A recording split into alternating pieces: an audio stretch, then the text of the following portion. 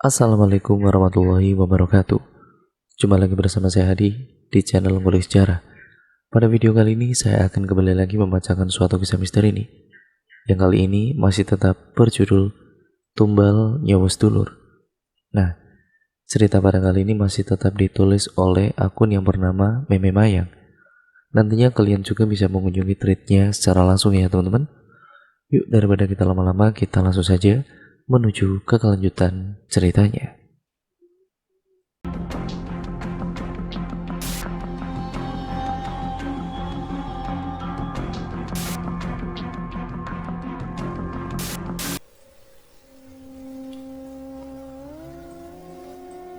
Singkat ceritanya, bulan Juli musimnya liburan sekolah. Saat itu kedua orang tuaku tidak berjanji mengajakku berlibur ke rumah nenek. Namun aku meminta pada mereka, bolehkah aku menghabiskan liburanku ke rumah nenek? Jawabannya tentu saja tidak. Entah apa alasannya mereka tidak memberitahuku. Selama beberapa minggu setelahnya, aku kemudian menguping mama bertukar kabar dengan Pak Le. Dalam percakapan itu, mama bertanya, "Assalamualaikum Yan, piye Sari?" "Alhamdulillah Mbak, Sari sudah jauh lebih baik.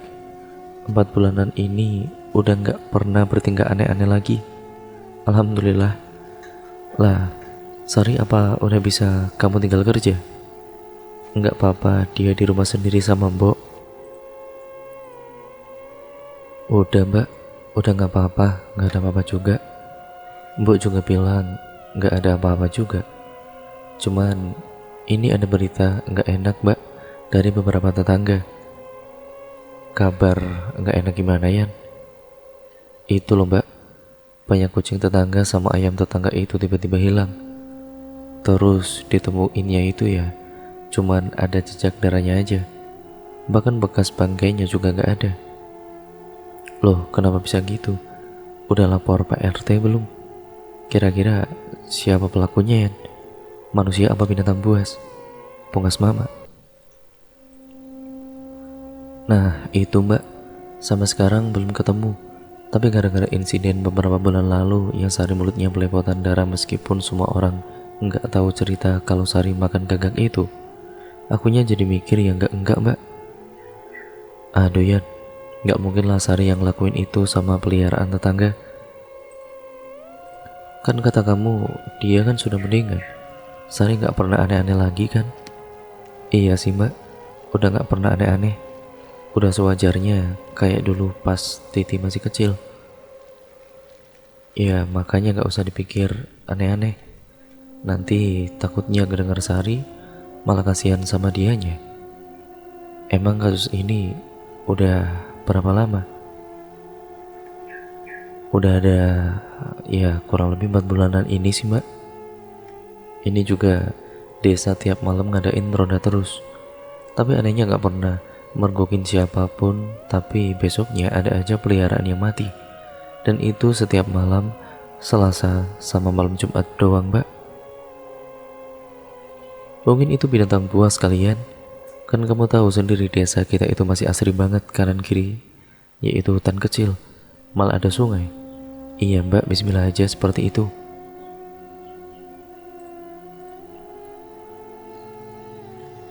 Saat pada kala itu aku mendengar percakapan mama, aku mengingat sebuah kejadian. Saat aku bermain dengan Titi 4 bulan lalu di rumah nenek, tepat di bawah pohon beringin belakang rumah, aku menemukan sebuah telinga kucing yang masih sedikit basah. Namun saat aku mencoba mengambilnya dengan Titi, bule saat itu dari balik sumur tua yang masih digunakan oleh nenek untuk mencuci baju itu tersenyum dan menggelengkan kepalanya. Sebagai artian aku tidak boleh mengambil apa yang aku genggam saat itu. Kemudian aku berpikir dalam kamar, apa itu salah satu kucing warga? Apa jangan-jangan benar dugaan Pak Le bahwa bule ada sangkut pautannya dengan ini? Dengan beberapa dugaan di kepalaku saat itu, keinginanku berlibur ke rumah nenek menjadi sirna dan digantikan dengan rasa takut. Namun saat itu aku memilih untuk diam. Aku hanya tidak mau menambah suasana menjadi lebih tegang, dan dengan asumsiku saat itu, Aku tidak menceritakan hal ini kepada siapapun, baik mama maupun Pak Le. Entah jika Titi yang membicarakannya, aku tidak tahu. Setahun berlalu aku menginjak usia ke-8ku. Dan kemudian selama kurang lebih 6 bulan itu, setiap mama bertanya kabar bule, Pak Le hanya menjawab bahwa bule sudah baik-baik saja. Dan mama pun merasa bule Sari mungkin sedikit banyak sudah dapat mengontrol dirinya sendiri. Singkat ceritanya, pada bulan Juli 2008, aku liburan kenaikan kelas. Aku mendapatkan waktu berlibur 3 minggu dan karena sudah setahun aku tidak ke rumah nenek, saat itu kembali aku meminta izin. Ya, bagaimana jika aku berlibur ke rumah nenek lagi? Jawaban kedua orang tuaku akhirnya boleh. Aku pun kembali bertanya bagaimana jika aku menginap selama 3 minggu di sana. Sempat ragu untuk menjawab, akhirnya aku pun diperbolehkan, mungkin dengan berbagai pertimbangan saat itu. Pertama, kasihan melihatku yang memelas sudah lama tidak bertemu neneknya. Kedua, melihat kondisi bule yang beberapa bulan belakangan tidak lagi menunjukkan gelagat yang aneh. Namun tebakan mama meleset. Selang 2 hari setelah pemberian izin, mama membantuku berkemas. Beliau juga berpesan, nanti kalau di rumah nenek jam 5 sore udah gak boleh keluar ya. Jangan lupa setiap mau kemanapun kalau pergi, selalu baca Al-Fatihah dan bawa nama Allah ya nak. Pesan mama seperti itu. Dan iya mbak, aku nanti sholat juga baca wirid la ilaha illallah. Ya udah, pinter kalau gitu. Oh ya, satu lagi, kalau diajak bule pergi jangan mau. Ya, boleh sama bule di rumah nenek aja ya. Kalau aku dibeliin jajan gimana? Jangan mau, nanti mama beliin jajan di sini. Kamu main saja sama Titi. Ya udah deh, jawabanku sembari cemberut layaknya anak kecil yang dilarang untuk jajan. Tibalah hari dimana aku berangkat ke rumah nenek. Aku hanya diantar oleh bapak, karena mama saat itu harus menjaga toko. Selama perjalanan, bapak juga berpesan bahwa aku kalau melihat apapun di rumah nenek, jangan pernah bilang siapa-siapa, cukup disimpan sendiri saja. Dan kalau ada apa-apa langsung telepon bapak, minta tolong ke Pak Le. Oh iya, sebagai informasi, aku memang anaknya sedikit sensitif dengan hal-hal yang bersinggungan dengan hal yang tidak kasat mata, dengan mereka yang tidak bisa dilihat dengan mata telanjang manusia. Bapak pun tahu pasti, karena rasa sensitifku berasal dari bapak. 1 jam perjalanan aku tempuh, dan kemudian di jam 9 pagi aku sampai di rumah nenek. Saat turun dari motor kembali, aku melihat ke arah rumah tua, hanya ingin memastikan keberadaan si anak cantik itu, apakah masih di sana atau tidak. Ternyata nihil. Aku pun langsung masuk ke rumah nenek, disambut oleh nenek dan Titi.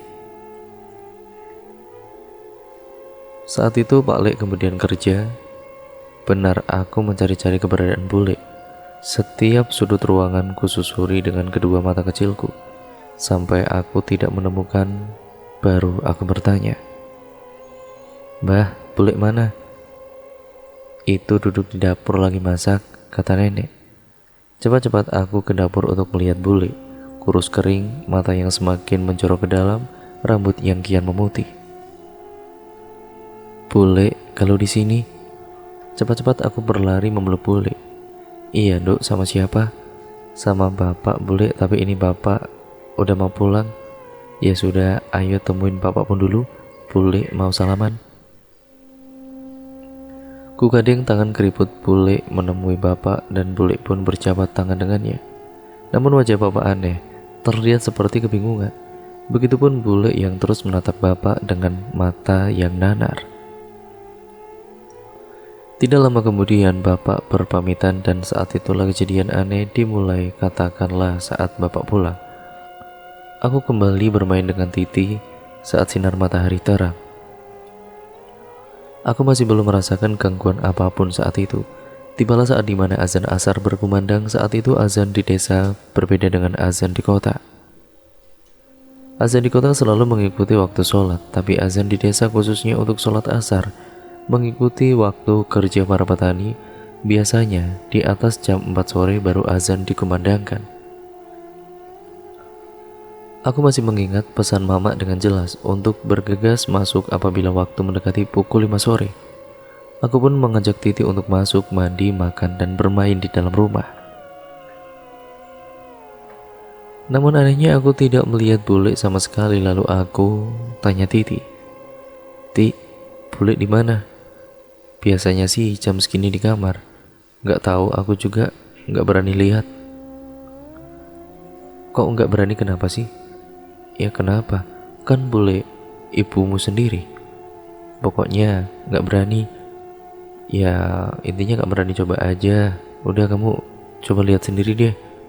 Karena memang masih kecil, jiwa ingin tahuku memang sangatlah besar."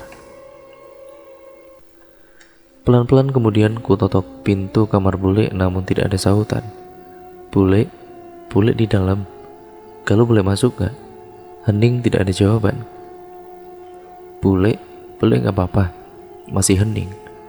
"Ya udah, kalau masuk ya bule." Pintu kamar bule pun kubuka. Aku menemui bule sedang sholat membelakang pintu. Namun anehnya kenapa berdiri terus. Aku memandangi selama 5 menit. Aku memang belum sholat saat itu dan belum terlalu mengerti tentang tata cara sholat yang benar seperti apa. Aku hanya mengerti saat melihat mama. Setelah berdiri lalu ruku tidak lama. Karena melihat keanehan pada bule, aku pun memberanikan diri untuk mendekati bule. Aku berjalan untuk duduk di kasur dekat bule. Aku berani bersumpah aku sangat ketakutan saat melihat bule saat itu. Yang benar saja, bukan seperti itu sholat yang mama lakukan. Aku mendapati bule yang memakai rukuk putih, sedang berdiri, tangan sedekap, mata yang tidak berkedip, mulut yang tersenyum, kelihatan giginya sembari berkomat kamit entah apa yang dibaca.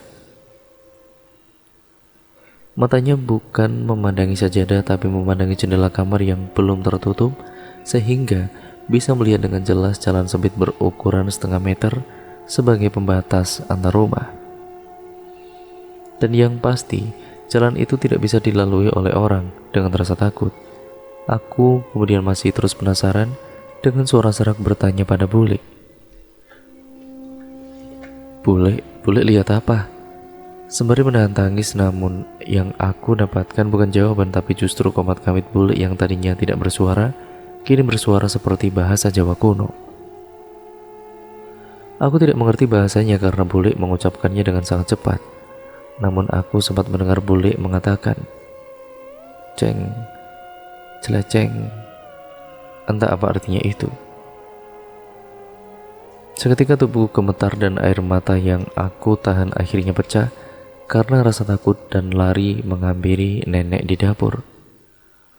Nenek pun bertanya, "Kenapa, Nduk? Ada apa?" Bule, Mbah.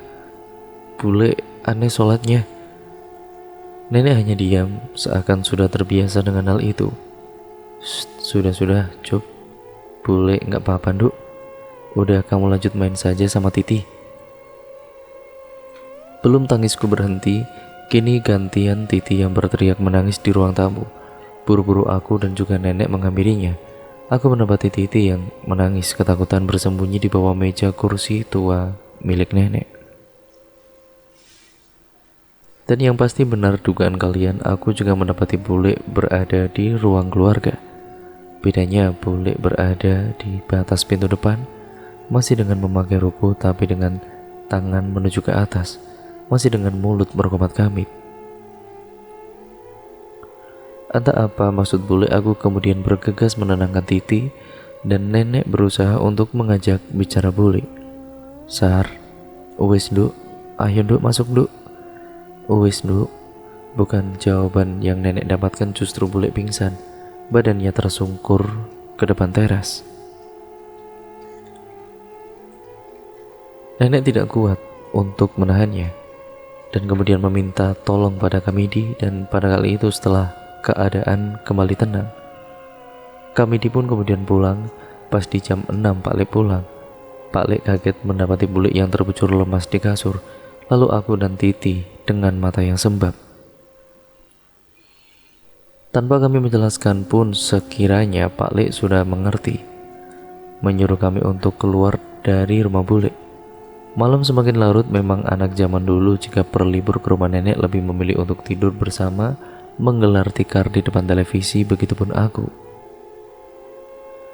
Aku lebih memilih untuk tidur bersama Titi, nenek, dan juga Pak Le alih-alih tidur di kamar. Hanya bule yang tidur di kamarnya sendiri. Jam menunjukkan pukul 1 dini hari. Aku terbangun karena mendengar suara berisik di pintu samping kanan ruang keluarga,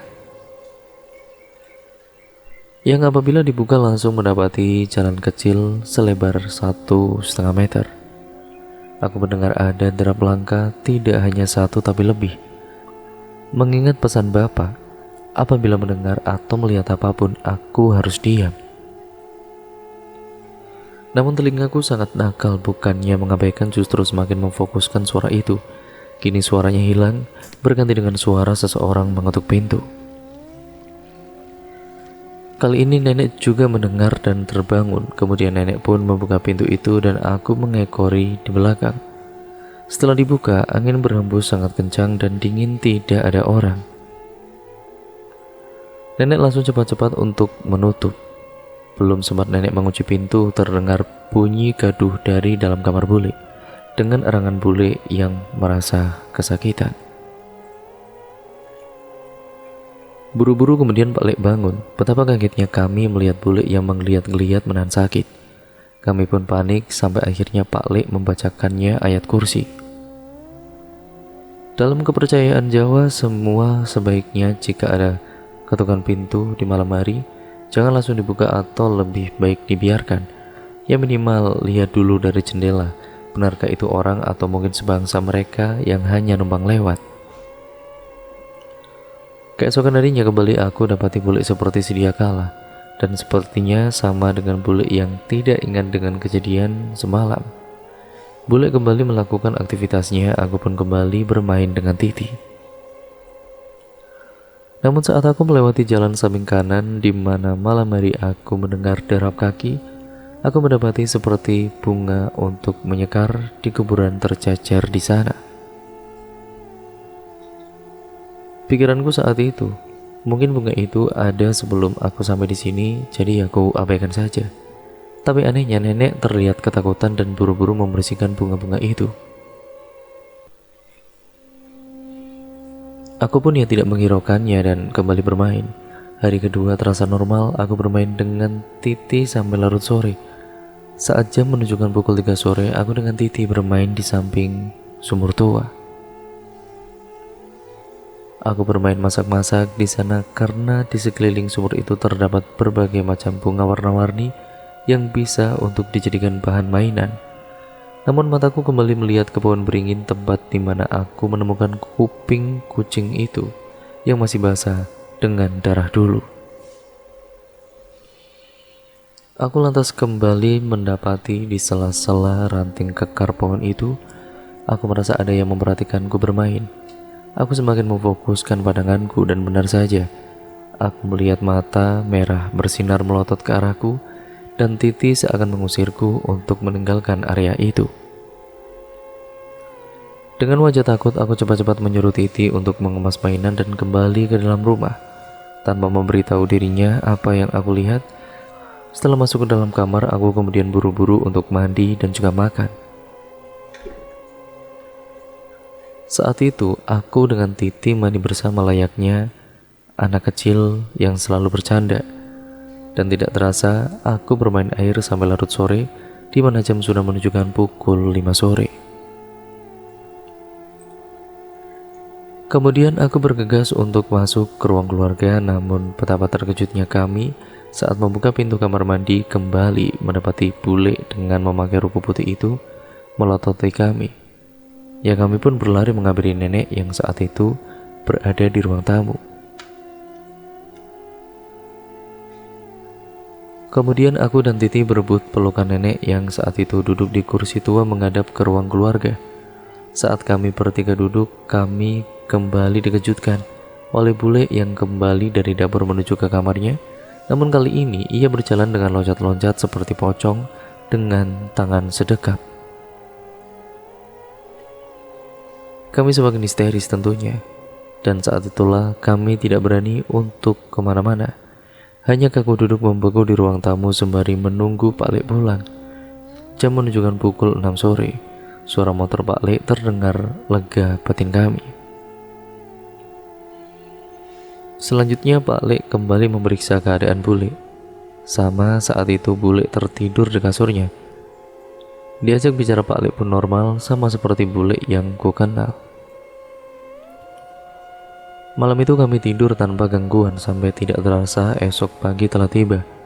Tepat di hari Kamis 3 hari aku di sini, ingat kan? Malam Jumat, Kamis malam. Pagi itu masih sama melakukan rutinitas seperti biasanya. Bedanya saat itu aku dan juga Titi tidak bermain di area rumah nenek. Aku lebih memilih untuk bermain di sungai kecil belakang rumah Pak Kamidi. Aku berencana menangkap ikan kecil dengan memancing dan mengumpulkan cacing. Berjam-jam aku di sana dengan Titi sembari menunggu kail kami tersangkut ikan. Kami pun bermain masak-masakan. Namun tepat beberapa meter di belakang Titi, aku benar-benar merasa ada sesuatu yang mengamati kami. Lagi-lagi instingku selalu peka dengan hal seperti itu. Kembali aku menyusuri area itu dengan mata kecilku. Tidak ada si mata merah, tapi justru anak kecil cantik yang sering melambaikan tangannya padaku itu bersembunyi di belakang semak-semak. Aku pun bertanya pada Titi, "Titi, kamu beneran gak pernah main sama teman-temanmu di sini?" Gak ada yang mau temenan sama aku, soalnya teman-teman mesti ngejek aku anaknya setan. Gara-gara ibu yang bertingkah aneh itu, ya semua orang di desa udah tahu. Tapi memang di desa ini kamu gak ada teman sama sekali, teman main gitu. Cewek yang sebaya sama kita ada, tapi rumahnya jauh di ujung desa ini. Kebanyakan cowok di sini, Gal. Mataku masih melihat anak cantik itu bersembunyi di sana. Kalau dia, dengan tanganku yang menunjuk ke anak cantik itu. "Siapa? Kamu nunjuk siapa?" kata Titi. Saat itu aku belum mengerti kalau Titi tidak bisa melihat anak itu. Aku hanya mengira Titi kurang jeli menemukan keberadaan anak itu. Langsung aku pegang tangan Titi dan menunjuk kembali anak itu berada. Titi bisa melihatnya. "Itu siapa ya, Gal? Kamu tahu?" tanyanya. "Aku nggak tahu sih, tapi dari pertama kali kesini setahun lalu aku udah tahu dia. Kok aku nggak pernah lihat dia ya? Apa karena aku nggak pernah main keluar ya pas kamu nggak di sini?" yakin Titi. "Ya mungkin begitu, ayo kita ajak kenalan," ajakku dengan senang menyambut teman baru. Saat itu aku tidak curiga apapun, karena memang dia terlihat sama seperti aku dan Titi. "Halo, boleh kenalan gak?" kataku pada anak itu. "Boleh," suaranya pun cantik. "Kenalin, aku Galuh, ini Titi adikku. Boleh salaman gak?" "Boleh," jawabnya lagi. Kemudian aku menjabat tangannya lebih erat lagi. Dingin, sangat dingin kulit itu. "Kamu kenapa sembunyi? Kok gak ikut kita main aja sih?" "Oh iya, nama kamu siapa?" "Aku Yaya," jawabnya dengan singkat. "Boleh aku ikut main?" sambungnya. "Ya boleh dong, ayo. Aku sama Titi lagi mancing. Kamu bisa mancing gak?" "Belum," jawabnya singkat seperti biasa. "Apakah kalian menemukan keanehan?" "Iya." Titi tidak berbicara sepatah kata pun. Ia hanya terdiam memandangi anak itu. "Ti, kenapa diam aja? Kenapa pucat?" tanyaku, entah aku yang tidak peka atau memang aku yang terlewat ramah. "Gak apa-apa, aku mau pulang saja," jawabnya sembari menunduk. "Loh, kenapa? Sakit ya kamu?" Tidak ada jawaban darinya. Ia berlari pulang meninggalkanku sendiri dengan Yaya. "Maafin Titi ya, emang dia anaknya jarang main sama orang lain. Mungkin dia malu sama kamu." "Iya, gak apa-apa," jawabnya. "Dan rumah kamu di mana?" "Di sana," sambil menunjuk bangunan tua yang megah itu namun terlihat sepi. "Sama siapa?" sama mama sama papa. Kenapa pas itu malam-malam kamu keluar rumah dada-dada sama aku? Oh itu nggak apa-apa, aku seneng aja kamu kesini, aku punya temen. Terus kamu kenapa pakai baju bagus? Pakai sandal bagus juga? Kan cuma main di sungai aja. Ya nggak apa-apa, aku suka ini, nggak bisa diganti. Kenapa? Nggak apa-apa, nggak bisa aja. Percakapanku dengan Yaya tidak diteruskan. Ya karena mendengar suara nenek memanggilku dari arah kebun tela. Aku pun kemudian bergegas berlari menghampiri nenek dan meninggalkan Yaya seorang diri. Namun ada percakapan singkat saat itu dengan nenek. Kudapati nenek bersama Titi menungguku di samping kebun tela. Titi masih dengan wajah pucatnya sembunyi di belakang nenek. Kamu itu kenapa main sampai ke sungai? Katus nenek. Dari nada intonasinya sepertinya ia marah. Iya mbak, maaf mbak, aku tadi gak izin dulu. Mataku sambil melihat Titi, aku kesal sepertinya ia yang mengadukanku pada nenek. Padahal kita sudah sepakat untuk tidak memberitahu nenek. Kamu jangan lagi-lagi ke sendang atau sungai itu. Tanpa jawaban dariku, nenek langsung menarik tanganku untuk mengajak pulang. Sesampainya di rumah, aku duduk di teras dengan Titi. Masih dengan wajah yang kesal, aku membuka obrolan dengannya. Kan kita udah janji jangan bilang mbah. Tapi aku gak bisa kalau gak bilang sama mbah, aku takut. Takut apa sih? Takut mbah marah? Gak mungkin mbah marah kalau kamu gak bilang. Lihat kita pulang gak bawa ikan buat masak-masak. Gerutuku masih tidak terima. Bukan takut sama mbah, aku takut sama Yaya. Tanganku berhenti menggambar di tanah. Kembali memandangi Titi. Kenapa Yaya? Dia baik kok. Ya dia baik kok. Aku tahu itu. Tapi kayaknya ada yang aneh sama dia. Kamu tahu, pas kamu nyamperin dia, aku lihat di bekas semak-semak tempat dia bersembunyi. Sebelumnya itu ada darah banyak sekali. Terus pas kamu ajak dia salaman, aku lihat di belakang rumah dia kayaknya mama papa yang liatin kita terus, tapi melotot gitu loh. Makanya aku nunduk terus soalnya yang ngerasa gak enak aja perasaanku. Jelasnya pada saat itu. Dan cerita pun akhirnya bersambung lagi ke part yang selanjutnya lagi ya teman-teman. Terima kasih untuk kalian semua yang sudah menyimak video kali ini dan cerita kali ini.